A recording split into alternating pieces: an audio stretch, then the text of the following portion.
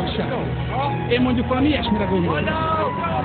Egy Isten, egy család, egy élet, egy barát, egy kedvér, egy cseppkör, egy szellem, egy szeppön, egy nép és egy lélek, egy ország, egy érdek, egy becsület, egy szerelem, egy mikrofon, egy mindenem nincs ször. Lehetőség nincs második esély, csak egy igaz én, és nekem az enyém mindent megér. Csak egyszer választott szemben, hogy mi leszel vagy szemét, hát eddig jutottunk 2003 szemet. Csak egyszer lépsz az útra, hét vagy jóra, vagy rosszra, és bölcsötől a koporsóig maradsz örök szolga, a válasz senki sem tudja. A sebbe forrad, könyv, cseppet elviszi a szél, csak a remény ér. Talán majd holnap szebb, Real Hip Hop Demo.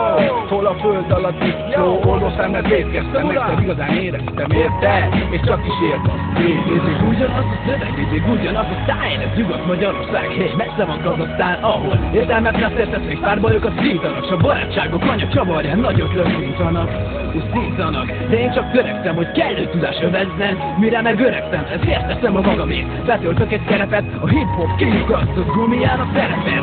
Akár egy rejte, a barlangokban alkotok csak csöndben, de egyet rengető az, amit hallotok, mert csinálom. Nem csak pofámat jártatom egy századon, s hagyom, hogy üres járatom, hogy jegyet váltson a számolom, mint egy szélmalom. Leforzok mindent, amit érek, az éget a teret, a sivatagot, de nyedvű nem remélek, ebben élek. Vagy halok, s majd elvesznek az alok, szertem adok kasszottaimból, s újabb sikert arak. Nekem az élet és a helyzet minden sorban, a szívem forban. Szenvedély a végsőkig kitartva lánygalobban. Bennem, ahol a lelkem, tudom a védkezek meg égek, de nem fordulok el, míg árjel nem büszkén szembenézek, amit élek, aminek élek, amit